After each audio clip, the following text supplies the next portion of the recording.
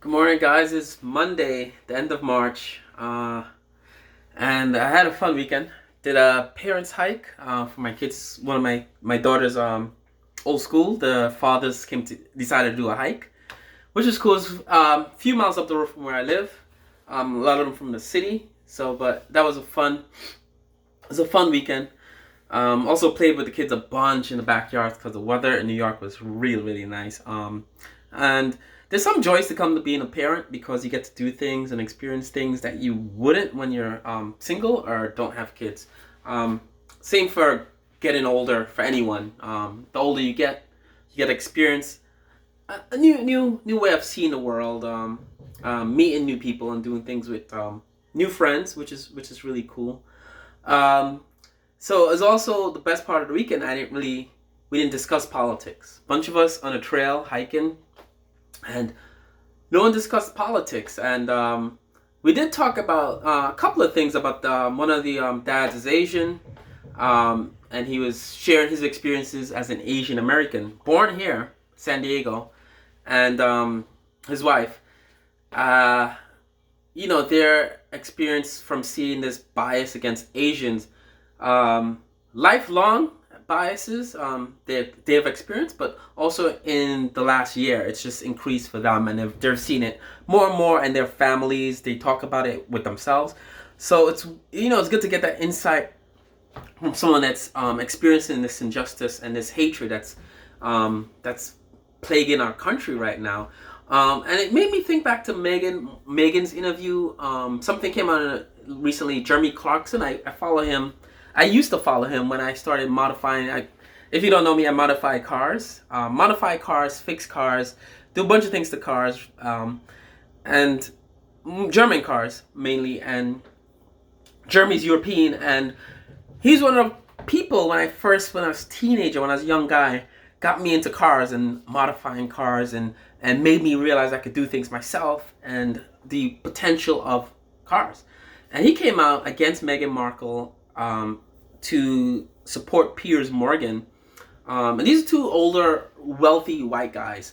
For some weird reason, and the thing that makes me angry, like I said with the Asian shooting last week, the shooting itself is gruesome, but the thing that makes me angry and makes me enraged, and the thing that's more disgusting than, yes, you're gonna have racism. Yes, you're gonna have people that are racist. Yes, you're gonna have people that's gonna go out with guns and kill other people. But the way we respond to this is probably more disgusting than the crime itself. I did this thing where criminals are allowed to be criminals, right? Because we have a society that keeps that in check, right? Criminals be criminals, right? If you want to go rob a bank, you'll get arrested. There's consequences, right? I'm not saying it's right to rob a bank or it's right to kill people. Of course, it's not. But we have a society that puts that in check, that says this is wrong. But what I'm seeing now, and it's weird, and this is going to be the theme of this video, is that you have this backlash against our defense for good, for justice, right? This guy kills a bunch of women, and the police comes out and says he's having a bad day, right?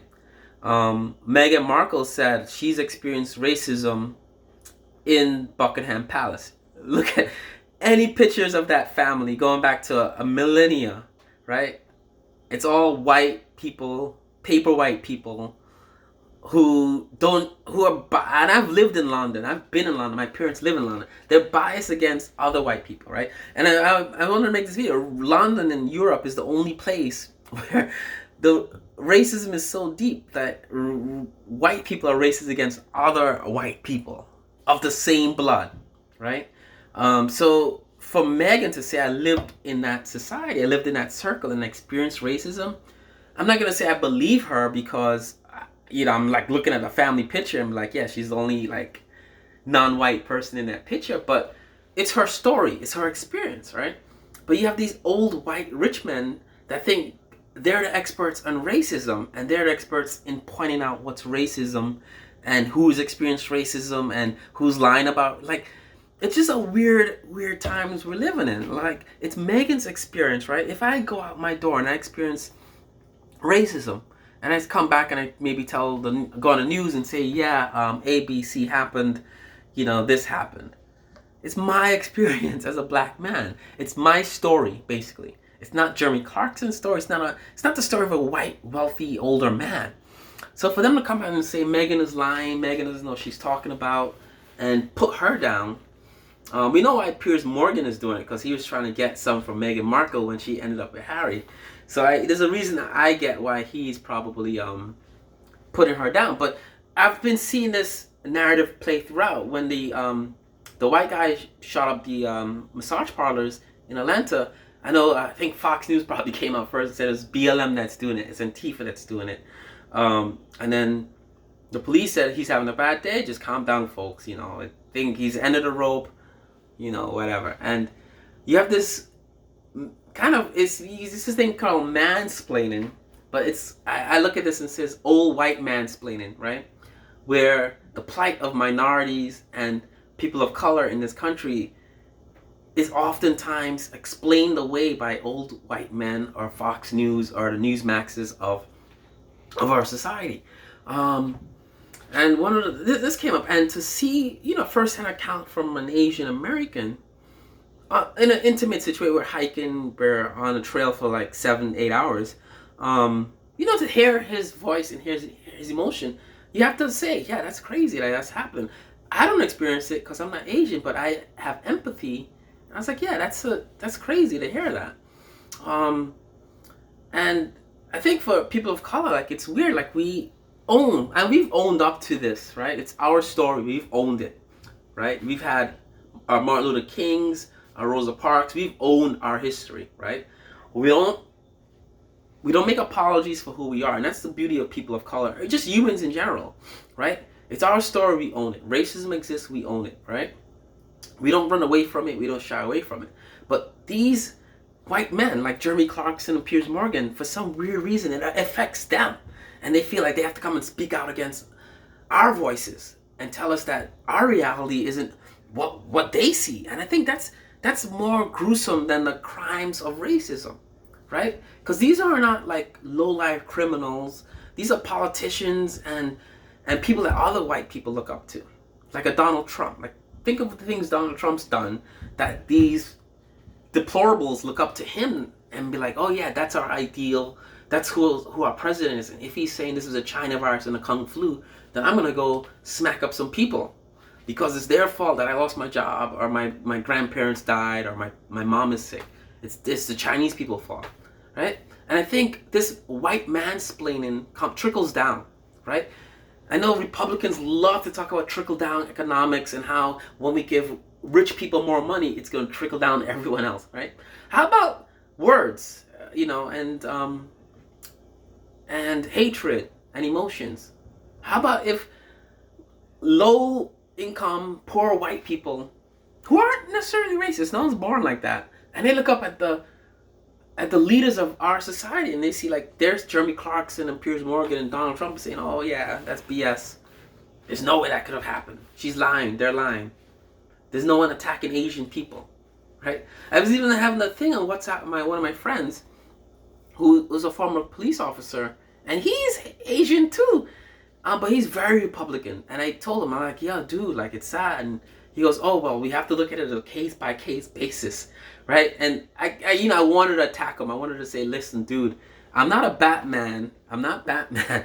I'm no detective, because I know he's a detective, but I see a pattern, I see a pattern. Now, there's only two things that could explain away that pattern to me, and it's not like it saying it doesn't happen. It's two things. It's saying that crime is increasing overall, right? Everyone's getting slapped up on the street by random white racist people, right? Black people, kids, women, children, Chinese, Spanish people, other white people is getting smacked up and beat up, and for non-provoked, right? No robberies, no burglaries, right? It's happening to everyone.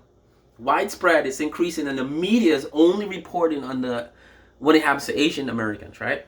That's the only one way you could explain it. Or you could say it's always been happening to Asian people. And that's kind of what I also hear. Like, I grew up like this, and it's always been like that. We've always been ridiculed, right?